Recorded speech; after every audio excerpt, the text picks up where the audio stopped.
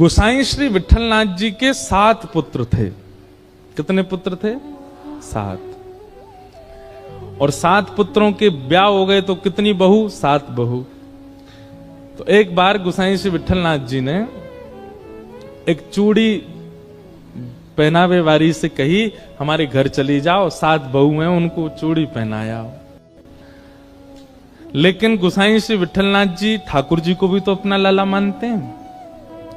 तो 7 बहुओं ने चूड़ी पहनी, सबन ने चूड़ी पहन ली। जैसी सब गई और सब भीतर चली गई, वो चूड़ी वारी जैसी वहां से जान लगी, इतने में ही एक अत्यंत सुंदर सुकुमारी छोटी सी लाली आ गई और आकर के बोली, सबन को चूड़ी पहनाई दी, मोए भी तो पहनाओ, मैं या घर की सबसे बड़ी बहू हूं।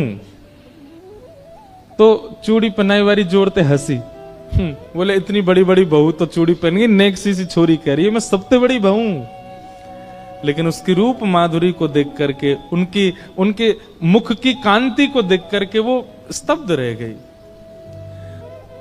और वो मनहारिन बोली कि सही बताऊं लाली, तो मेरे चूड़ीन के सवरे भंडार में तुम्हारे हाथ में सुशोभित हो ऐसी कोई चूड़ी ना है। कभी कोई व्यापारी ऐसा कह नहीं सकता कि आप पर जचे ऐसी साड़ी मुझ पे नहीं, ऐसे वस्तु मुझ पे नहीं, ऐसे कपड़े मुझ पे नहीं। कोई व्यापारी कहता है ऐसा? व्यापारी का स्वभाव क्या होता है? अरे ये पहन के निकलोगे महाराज सब आपको ही देखेंगे, लो पहनो। व्यापारी तो अपनी चीज बेचना चाहता है, परंतु उन एक सी लाली को देख करके वो मनहारन कह रही है, नेत्रों में आंसू भराए, वो लाली तेरो स्वरूप इतना सुंदर है, तेरे हाथ इतने सुंदर है, तेरो मुखमंडल इतना सुंदर है, मैं तो हस्तकमल देख करके न्यौछावर रह गई हूं। वास्तव में तो मेरे पास तो पहनावे वाली कोई चूड़ी है ही ना है। तो सामने बैठी नेक सी लाली को मुख उतर गए। सबरी बहुवन ने चूड़ी पहन ली, मैं घर की सबसे बड़ी बहू, मैं बिना चूड़ी के कैसे रहूं? तो मनहारन बोली, लाली तू दुखी मत हो, एक काम कर, जे ले, तो इनमें तो जो अच्छी लग रही हो तो खुद ही चुन ले। और नन्ही सी किशोरी जी अपने हाथन से चूड़ी निकाल रही हैं और निकाल के स्वयं नहीं पहननी, वाकू दे रही हैं, लो पहनाओ। और वाह के हाथ से सुंदर चूड़ी पहन करके और छमछम करती लाली चली गई। गुसाई जी ने कही, सबरो धन ले जाइयो मोते, जितनी चूड़ी पहनावे। मनहारन गई और जाके बोली, महाराज पैसा दो। बोले 7 बहुवन के 2-2 हाथ, 14 हाथन में चूड़ी पहनाई, वा के हिसाब से बता दे। बोले 14 नहीं 16। बोले 16 कैसे? बोले 8 बहुवन को चूड़ी पहनाई, 7 तो बड़ी वरिष्ठ सी हट्टी तगड़ी, एक नेक सी और ही छोटी सी, वाकू भी चूड़ी पहनाई। गोसाई श्री विठलनाथ जी बोले, झूठ बोल रही है, अरे तो पैसा चाहिए मुझे ज्यादा ले ले, तो मेरे घर में तो 7 ही बहू हैं, 8वीं बहू कौन सी आ गई? अरे ना है, ऐसी छोटी सी, और पता कहा कह रही मैं घर की सबसे बड़ी बहू हूं। वहां को तो मुख देख करके, और उनको तो मैंने चुन के पहनाई, पर वो तो खुद ही चुन के पहन के गई है, और वहां को तो मैं दोनों पैसा लूंगी आपसे। भैया हल्ला मत करो, सब लोग ध्यान से। गुसाई जी बोले, तू झूठ बोल रही है, ऐसा है ही ना है। गुसाई जी बोले, रुक जा, मैं घर जाऊंगा, पहले सबरी बहुवन से बात करूंगा, फिर दूंगा तो पैसा। और गुसाई जी ने घर जाके, अरे कौन कौन सी ने चूड़ी पहनी? सबरी बहू आ गई, हमने पहनी। बोले वो मनहारन कह रही 8वीं पहन के गई है। 8वीं कौन है? हम 7 ही हैं घर में। गुसाई जी बोले, वही तो मैं कह रहा हूं, आप ठाकुर जी का जैसे शयन कराने के लिए गए और ठाकुर जी को शयन करा करके जैसे स्वयं शयन में गए, किशोरी जी रोती रोती आ गए। बोले, गुसाई जी आप 7 पुत्रन को अपनो मानो, 7 बहुवन को अपनो मानो, और तो और आप लाल जी को अपनो भी पुत्र मानो, पर मुंह को अपनो बहू ना मानो। गुसाई जी बोले, अरे श्री जी ऐसा क्या कह रही हो? बोले, आप ठाकुर जी के प्रति का भाव रखो? बोले, वो मेरे लाला हैं। तो बोले, वो तुम्हारे लाला हैं तो मैं तुम्हारी बहू ना भाई? बोले, नहीं श्री जी आप तो मेरी बहू हैं ही। तो बोले, फिर आज जब मनहारन सबरी बहुवन को चूड़ी पहना, मैंने पहन ली, तो तुमने वाकू पैसा ही ना दियो? गोसाई जी के नेत्र सजल हो गए, तुरंत रोने लगे, बोले अरे श्री जी मुझसे अपराध बन गए हो, मुझसे बहुत बड़ी भूल है गई, चूक है गई। श्री जी बात ऐसी है, मैं लाला को छोटो मानू ना तो मेरे मन में ऐसा भाव है अभी नेक्सो सो लाला या को ब्याह भयो नहीं, परंतु आप और ठाकुर जी छोटे बड़े नहीं, आप तो नित्य संग रहो, आप तो हमेशा संग रहो, आपकी कोई आयु थोड़ी है कि या आयु में ब्याह होगा, आप तो नित्य संग रहो। मेरे दिमाग से बात न कर गई, मुझे क्षमा कर दो श्री जी। किशोरी जी इनकी पुत्र वधू के रूप में मनहारन से चूड़ी पहनवे आई। अच्छा, गोसाई जी का एक नियम था, वो नित्य दीक्षा देते थे। उनका दीक्षा देने के पीछे अभिप्राय ये नहीं था कि मैं शिष्य बनाऊं, भाव ऐसी थी कि गोसाई श्री विठलनाथ जी जैसे ही गुरु मंत्र देते थे, जिसको गुरु मंत्र मिलता था, गुरु मंत्र मिलते ही उसके नेत्र बंद हो जाते और उसको ठाकुर जी के प्रत्यक्ष दर्शन होने लगते थे। तो उनकी भावना ऐसी थी कि मैं नित्य एक वैष्णव को तो ठाकुर जी के चरणों से जोड़ूं, उसके बाद ही जलपान करते थे, कुछ खाते थे। इसके पीछे उनकी भावना ऐसी नहीं थी बहुत चेला बनाने हमको, नित्य ब्रह्म संबंध करते थे। इसलिए गोसाई श्री विठलनाथ जी के बहुत शिष्य हैं। रत्नावती जी का चरित्र हम सुन रहे थे, वो भी गोसाई जी की शिष्या थी। और अब ऐसे स्मृति में आ नहीं रहे नाम, लगभग गोसाई जी के, रसखान गोसाई जी के शिष्य, गोसाई विठलनाथ जी के शिष्य। और ताज बेगम का चरित्र हमने एक दो बार कहा है, आज किसी ने मुझे लिख के भी दिया, एक महाराज उनका पद गा दीजिएगा ताज बेगम का। अकबर की पत्नी थी ताज बेगम। उसने जब से ठाकुर जी को देखा, वो तो ऐसी बीमार पड़ने लगी कि सब वैद्यों ने आकर के उसका उपचार किया, लेकिन वो ठीक नहीं हुई। तब अंत में अकबर ने कहा, बेगम आपको ऐसा कौन सा रोग हुआ, किसी वैद्य से आप ठीक नहीं हो रही हो? बोले आप समझोगे नहीं। बोले नहीं बताओ। बोले कृष्ण प्रेम का रोग है और इसका उपचार केवल कृष्ण दर्शन है और कुछ नहीं। मैं आपसे प्रार्थना करना चाहती हूं कि आप मुझे दिल्ली से मुक्त करके आगरा में छोड़ दें, वहां से वृंदावन पास है, मैं नित्य हुआया करूंगी। अच्छा, एक और बात, अकबर जो था ना, ये भी गोसाई श्री विठलनाथ जी और स्वामी श्री हरदास जी इनको बहुत मानता था। प्रसंग आता है कि अकबर का जो जहां वो नमाज पढ़ता था, जो उसका पूजा घर था, वहां 5 चित्र लगा रखे थे उसने। उसमें एक स्वामी श्री हरदास जी का जो चित्र मिलता है ना, हाथ में वीणा लेकर के, एक तारा लेकर के और जो बैठे, वो चित्र अकबर ने ही बनवाया था। क्योंकि अकबर के मन में हमारे स्वामी श्री हरदास जी को देख करके ऐसा वैराग्य आया, वो सब छोड़ करके निधिवन राज में ही रहना चाहता था, स्वामी जी की सेवा में। स्वामी जी बोले, जे अगर यहां रहेगो तो या के चक्कर में दुनिया भर के सबरे लोग यहां आएंगे, पूरे वृंदावन को रूप बिगाड़ देंगे। तो स्वामी जी ने उसको आज्ञा की, भैया सुनो, तुम वृंदावन में मत रहो, तुम तो दिल्ली रहो, तुम तो राज शासन ही करो। तो वो बोला, स्वामी जी मैं आपके रूप को देखे बिना रह नहीं सकता। तब किसी ने कही, बोले देखो आप पे तो बड़े बड़े चित्रकार हैं, स्वामी जी का एक चित्र बनवा लो, अपने पास रखना। तब अकबर ने स्वामी जी का चित्र बनवाया और चित्र लेकर के दिल्ली गया, और जहां वो नमाज करता था वहां पर उसने 5 भक्तों के चित्र रखे। उसमें गोसाई विठलनाथ जी, स्वामी श्री हरदास जी और संभवतः भक्तिमती मीराबाई, ऐसे गोस्वामी तुलसीदास जी, ऐसे 5 चित्र थे उसके पास। अपनी नमाज आदि करता था, उसके बाद 5 भक्तों को प्रणाम करता। अकबर पर कृपा तो थी संतों की। तो अकबर की जो ये पत्नी थी ताज बेगम,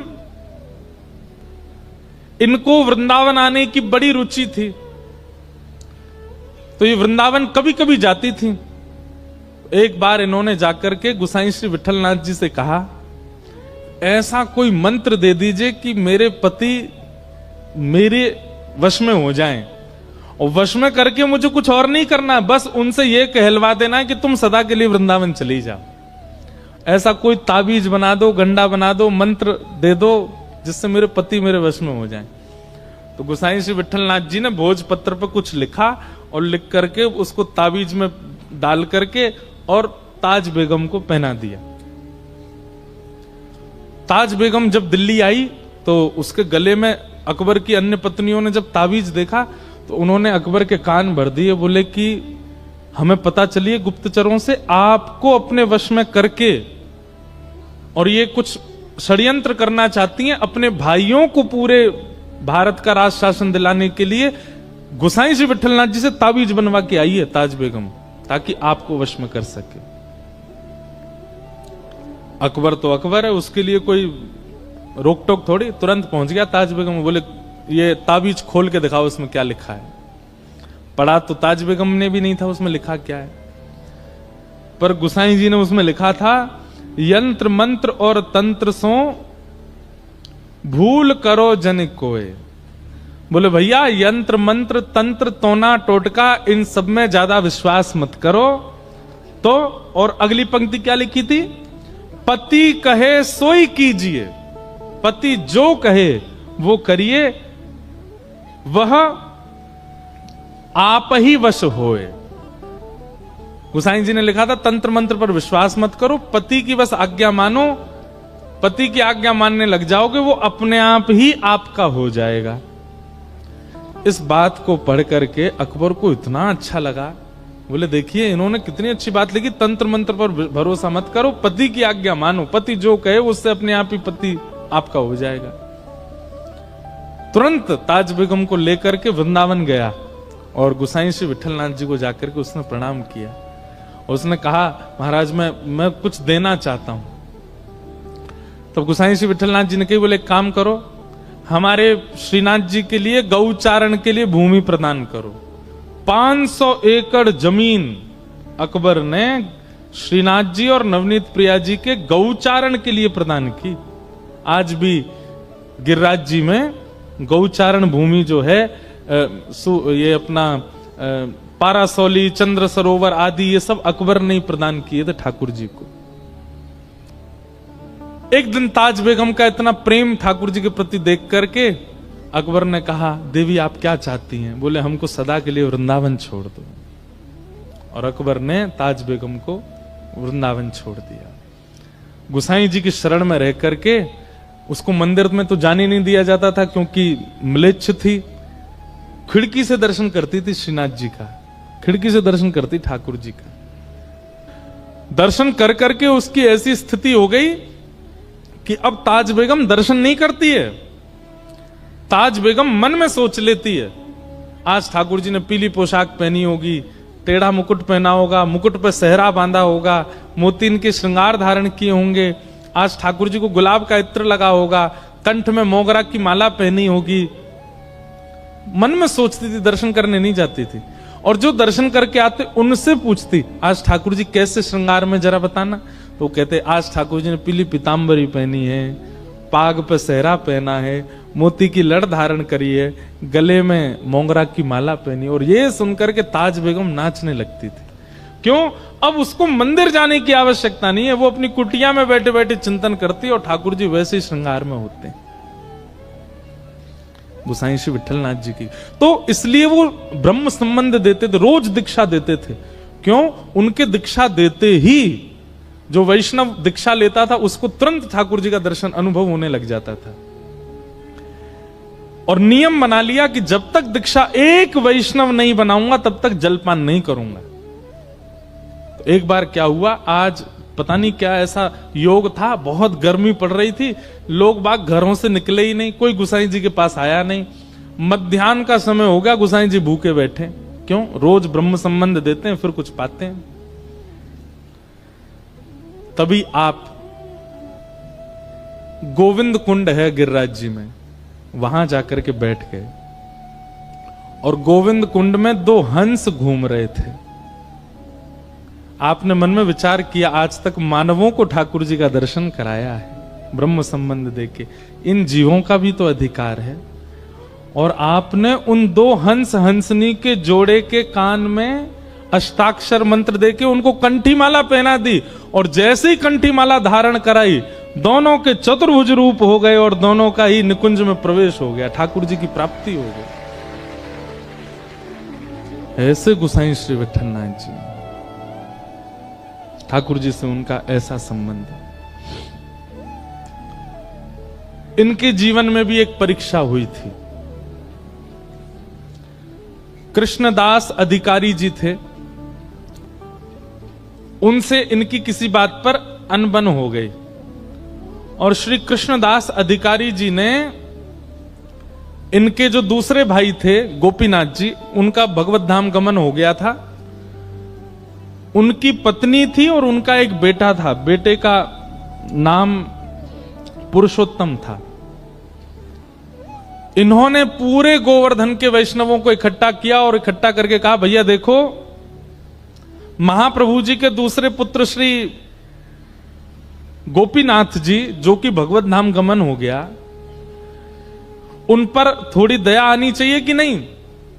ये पूरी सेवा श्रीनाथ जी की गोसाई जी करते हैं, उनका बेटा बेचारा वो सेवा में नहीं जा पाता है। आप सब लोगों को आवाज उठानी चाहिए और गोपीनाथ जी की पत्नी और उनके बेटे को ठाकुर जी की सेवा का अधिकार मिलना चाहिए। तो कई लोगों ने इस बात का समर्थन किया और समर्थन के भाव से गोसाई श्री विठलनाथ जी को ठाकुर जी से कुछ समय के लिए दूर कर दिया। गोपीनाथ जी के पुत्र श्री पुरुषोत्तम जी सेवा करने लगे श्रीनाथ जी की। सेवा से दूर किया, गोसाई श्री विठलनाथ जी उसमें राजी थे, कोई बात नहीं। लेकिन कृष्णदास अधिकारी जी ने यह नियम बना दिया कि आप मंदिर ही नहीं आओगे, ठाकुर जी का दर्शन भी नहीं करोगे। अच्छा, ये सब लीला श्रीनाथ जी ने ही प्रकट की थी। हमने एक बात कही ना, ठाकुर जी सीधो सीधो तो कछु चलन देंगे ही नहीं, कछु ना कछु परीक्षा तो सबकी कराते ही कराते हैं। ठाकुर जी पूरे विश्व को बताना चाहते हैं कि गोसाई जी का प्रेम कैसा है, इसलिए वियोग का ये एक नाट्य किया गया और कृष्णदास जी ने ठाकुर जी से गोसाई श्री विठलनाथ जी को दूर कर दिया। गोसाई श्री विठलनाथ जी गोवर्धन से थोड़ी दूर पारासौली में रहने लगे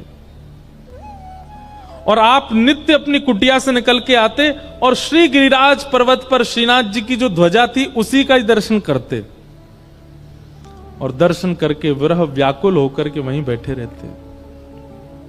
बहुत सुंदर लीला है, ध्यान से सुनना। कुम्मनदास जी गाते हैं, कब? जब ठाकुर जी को देखे बगैर 5 मिनट निकले थे बस। गुरुदेव की आज्ञा से ठाकुर जी से थोड़ा दूर जाना पड़ा कुम्मनदास जी को। केवल 5 मिनट निकले थे ठाकुर जी को देखे बगैर और श्री कुम्मनदास जी इस पद को गाने लगे, कछुक उठत मुख रेखे।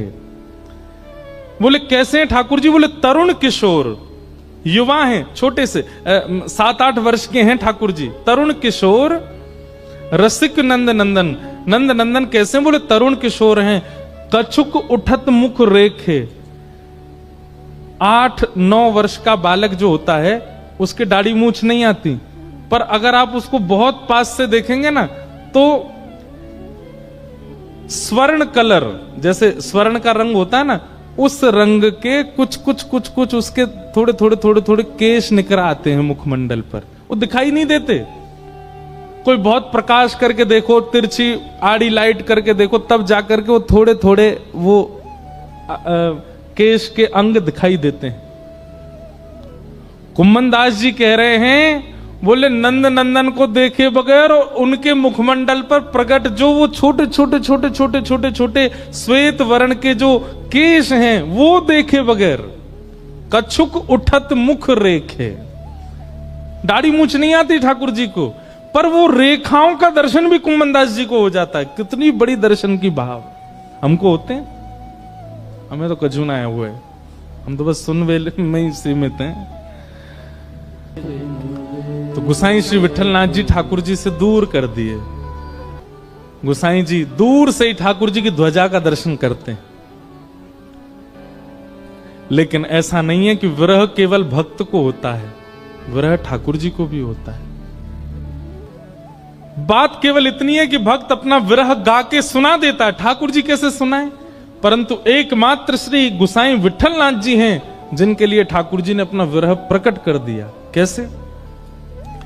श्रीनाथ जी में आज भी 100 पान का भोग रोज लगता है ठाकुर जी। कितने पान? 100 बीड़ा पाते हैं ठाकुर जी। कभी आप श्रीनाथ जी जाएंगे तो श्रीनाथ जी तो अभी 500 300 350 400 साल पहले चले गए नाथ द्वार, उससे पहले तो वृंदावन में ही सब लीला करते थे। आज भी आप देखोगे राजभोग के बाद मुखिया जी आएंगे और पान के बीड़ा ठाकुर जी से मुख से छुपाएंगे और फिर रखेंगे। कभी अगर प्रसादी में ठाकुर जी की बीड़ा मिलती है, एक बार को अन्य प्रसाद मिले तो सब में बांट दियो, पर बीड़ा मत बांटियो, बीड़ा तो स्वयं पहियो। क्योंकि बीड़ा, बीड़ा समझते हैं ना, पान भोग, एकमात्र बीड़ा भोग ऐसा है जो ठाकुर जी के अधर से छुपाया जाता है। बाकी की सब सामग्री सामने रखी जाती है, पर बीड़ा तो ठाकुर जी के अधर से स्पर्श कराया जाता है। और बीड़ा भोग ज्यादातर किशोरी जी का बीड़ा भोग ठाकुर जी पाते हैं और ठाकुर जी का बीड़ा भोग किशोरी जी पाती हैं, क्योंकि अधर स्पर्श होता है उसमें। तो श्रीनाथ जी को 100 पान का भोग लगता था। बहुत ध्यान से सुनना। तो एक रामदास भीतरिया करके सेवा करते थे श्रीनाथ जी के आसपास, पोंछा लगावे की सेवा, आरती सजावे की सेवा, आदि आदि सेवा। भीतरिया, दो सेवक होते हैं, एक होते हैं भीतरिया, एक होते हैं बाहरिया। भीतरिया वो जो गर्भगृह के अंदर जा सकते हैं, बाहरिया वो जो बाहर बाहर की सेवा करते हैं। तो रामदास भीतरिया जो थे ये गोसाई श्री विठलनाथ जी के शिष्य थे। ये जाते थे श्रीनाथ जी के मंदिर में सेवा करने, भीतर पोंछा आदि करने। तो जब ये पोंछा आदि करते थे तो श्रीनाथ जी खड़े खड़े इनको इशारा करते, ए सुन, ऐसे इशारे करते। अब ये कही आवाज कहां से आ रही है? फिर ठाकुर जी कह रहे, अब ये ऊपर देखे ठाकुर जी को, ठाकुर जी ऐसे खड़े, आसपास कोई है नहीं, भाई आवाज कौन करता है? एक बार तो घबरा गया, हुआ आ गो मंदिर में। लेकिन फिर ठाकुर जी ने इसको ऐसे बौं मटका के इशारा किया। रामदास तो अरे अरे जय जय, आप बुला रहे हैं मुकु। ठाकुर जी ने फिर इसको प्रत्यक्ष, ठाकुर जी लीला सबके सामने नहीं करते हैं, परंतु रामदास के द्वारा गोसाई जी को संदेश भेजना है, इसलिए ठाकुर जी लीला कर रहे। जय जय, आप कछु आज्ञा कर रहे हैं। तो ठाकुर जी के बगल में जो मसनद रखी जाती है ना, उन पे ठाकुर जी के मुख पहुंचने का एक रूमाल रखा जाता है। ठाकुर जी ने ऐसे नजर घुमा के रूमाल की ओर इशारा किया। कोई था नहीं मंदिर में, 2-4 लोग दर्शन कर रहे थे। इसने धीमे से वो रूमाल उठाया और रूमाल खोल के देखा तो ठाकुर जी जो 100 पान खाते थे उसकी जो पीक निकलती थी, उस पीक से ठाकुर जी ने पत्र लिखा था गोसाई श्री विठलनाथ जी के लिए।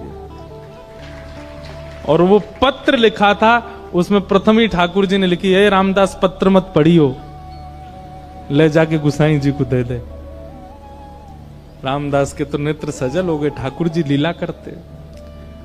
और रोज रामदास क्या करता, 2 रूमाल रखता, एक तो वहां पधरा देता और एक वहां से उठा के जेब में धर के ले जाता और गोसाई जी के पास जातो। गोसाई जी आज ठाकुर जी ने कृपा के, बोले हाँ प्रसाद भेजा होगा दे दो। नहीं प्रसाद नहीं, आज तो पत्र भेजा है।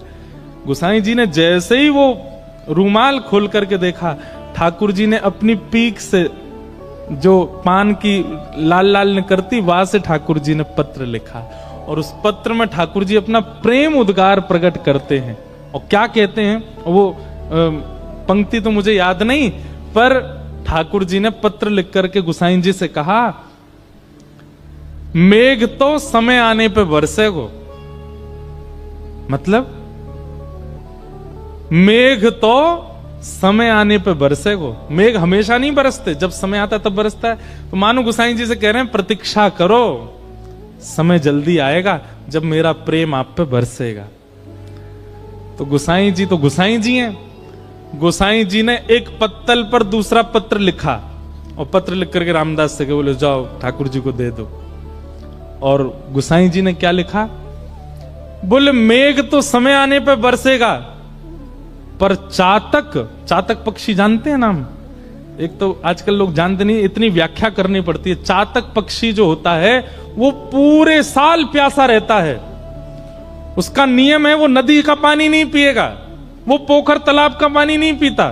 चातक पक्षी जो होता है वो पहली वर्षा होती है और उसका जब बिंदु गिरता है उसी का जल पीता है, उसको कहते हैं चातक। और चातक पक्षी का नियम होता है वो चहकता कैसे है, प्यासा हूं प्यासा हूं। जो पहाड़ों में रहते हैं, हिमाचल के लोग होंगे, कश्मीर, उनको चातक पक्षी की आवाज आती होगी सुबह, प्यासा हूं, वो ऐसे ही बोलता है। तो ठाकुर जी ने पत्र लिख करके भेजा, मेघ तो समय आने पर बरसेगा। गोसाई जी ने पत्र लिख करके भेजा, मेघ तो समय आने पर बरसेगा, पर चातक अपनी पुकार क्यों छोड़े। हनुमान प्रसाद पोद्दार जी, पूज्य भाई जी, पर एक दिन अकबर को यह बात पता चली कि हमारे प्रिय श्री गोसाई जी को उनके ठाकुर की सेवा से दूर कर दिया कृष्णदास ने। तो अकबर ने अपनी सेना भेज करके कृष्णदास जी को कारागृह में डाल दिया। गोसाई जी को फिर से सेवा मिल गई, परंतु गोसाई जी सेवा में तो आ गए, पर उन्होंने प्रण दिया जब तक कृष्णदास मुक्त नहीं किए जाएंगे तब तक हम अन्न जल ग्रहण नहीं करेंगे। अन्न पे बैठ गए। कृष्णदास जी मुक्त हुए। कृष्णदास जी को जब ये बात पता चली कि गोसाई जी को मैंने दूर किया ठाकुर जी से, और ये ऐसे प्रेमी कि मैं कारागृह में गया तो इन्होंने अन्न जल का त्याग कर दिया। कृष्णदास जी ने बहुत प्रार्थना करके क्षमा मांगी गोसाई जी से। गोसाई जी बोले नहीं, मुझे सब पता है, ये ठाकुर जी की लीला है, इन्हें बहुत ज्यादा पास कोई रहवे लग जाए तो इनको मन करे या न दूर करो, या कि प्रेम की बथा न पहचानो कैसो है। ये मेरे प्रेम की परीक्षा ले रहे थे, मैं जानू ये तुम्हारे मन की इच्छा नहीं थी, ये इनकी इच्छा थी। लाला बड़ो नटखट है हमारो, ऐसे गोसाई जी की। फिर बाद में ऐसी लीला आती है कि कृष्णदास जी को इसका दंड मिला। एक भक्त को ठाकुर जी से दूर किया और दंड क्या मिला कि सुबह सुबह जल भरने के लिए कुआं में गए और पांव फिसल गए और कुआं में गिर के उनकी मृत्यु हुई। परम भागवत कृष्णदास, जिनका एक प्रसिद्ध पद में गाता हूं, मेरो मन गिरधर छवि पे अटक्यो, ये पद कृष्णदास जी का ही है। ऐसे परम भागवत की ऐसी अधोगति, कुआं में गिर के प्राण निकलना। अब तो पूरे ब्रजमंडल में हल्ला मच गो, बोले कहा कृष्णदास भूत बन गो है। ब्रजवासी बड़े भोले हो, मैं सब ने हल्ला मचा दिया, बोले कृष्णदास कुआं में गिर के मरो, भूत बन गो है। ये खबर पहुंची निधिवन राज में स्वामी श्री हरदास जी के पास। स्वामी जी को जैसे ये खबर पड़ी कि भैया कृष्णदास जैसा परम भागवत भूत बन गया, ये हो नहीं सकता।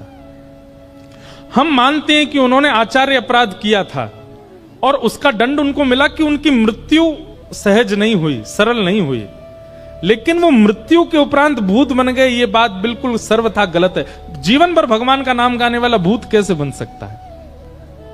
तो महाराज स्वामी श्री हरदास जी ने निर्णय लिया कि चलो गोवर्धन। बोले काय को? श्रीनाथ जी से ही पूछेंगे कि आपका नाम गाने वाला भूत कैसे बन सकता है, और यदि वो भूत बना तो आपके नाम में इतनी सामर्थ्य नहीं कि जीवन भर आपका नाम गाने वाला प्रेत बन गया। और स्वामी जी ने निर्णय जैसे लिया तो पूरा वृंदावन इकट्ठा हो गया। हितरवंश महाप्रभु, गोपाल भट्ट गोस्वामी, रूप सनातन गोस्वामी, जितने वृंदावन के आचार्य थे सब निधिवन में इकट्ठे हो गए और सब निकल पड़े गिरिराज जी। वो श्रीनाथ जी से जाके पूछेंगे कि कृष्णदास भूत कैसे बनो। अब देखो, बहुत ध्यान से सुनना है, इसके बाद हम कथा विराम देंगे पक्का। हमारो मन ना कर रो विराम देवे को, बात तो ये है, हमको रह रहे की लीला याद आती है। तो अब प्रत्यक्ष रूप में तो स्वामी श्री हरदास जी, हितरवंश महाप्रभु, गोपाल भट्ट गोस्वामी, रूप सनातन गोस्वामी, हरिराम व्यास जी सब अपने ब्रजवासियों की टोली लेकर के गिरिराज जी जा रहे हैं, पर निकुंज की भाव में कौन जा रहा है? स्वामी जी के रूप में ललिता जी, हरिराम व्यास जी के रूप में विशाखा जी, गोपाल भट्ट गोस्वामी जी के रूप में गुणमंजरी, रूप मंजरी, ये सारी सखियां ही तो जा रही हैं ठाकुर जी से लड़वे। अब वैष्णवों को तो दिख रहा है कि भाई ये सब आचार्य चरण जा रहे हैं, परंतु श्रीनाथ जी वहां गिरिराज जी में ऐसे खड़े थे, गोसाई जी श्रृंगार कर रहे थे। सो ठाकुर जी के हाथ कांपन लगे और ये भुजा कांपन लगी, मोह कांपन लगो। गोसाई जी बोले जय जय जय जय, कहा भयो? ठाकुर जी बोले सबरी लड़वे आ रही हैं मोते, ये ललता विशाखा रूप मंजूरी सबरी मोते लड़वे आ रही हैं, मुंह पे जो है का मुंह पे आके मेरी छाती पे खड़ी हो जाएंगी, मुंह गारी देंगी आके सामने। अब कलयुग में तो वो सब हितरवंश महाप्रभु, हरिराम व्यास आदि सब ये सब तो आचार्य हैं, पर निकुंज में तो सब सखियां हैं। गोसाई जी तुम एक काम करो, बोले कहा इन सबन को राधा कुंड पे ही रोक दो, अगर जी गिरिराज जी आ गए जो मुंह को बहुत गारी देंगी समन सामने आके, ओ मैं डर जाऊंगा, मैं तो लाला हूं यहाँ पे। गोसाई जी बोले नेक रुक जाओ, श्रृंगार तो पूरा कर लो। बोले छोड़ो श्रृंगार, ऐसी भगवत तुम तो जाओ, उनको रोको। ठाकुर जी डरने लगे। गोसाई जी माला लेकर के, उपड़ना लेकर के, कई सारे वैष्णवों को लेकर के राधा कुंड में ही रुक गए, पहुंच गए। और वृंदावन से आते हैं, राधा कुंड पहले पड़ता है। राधा कुंड में ही सबरी समाज रोक करके सबको माला पहना, पटका उड़ा और सबको स्वागत करो, सम्मान को वहीं बैठा दिए सबरे।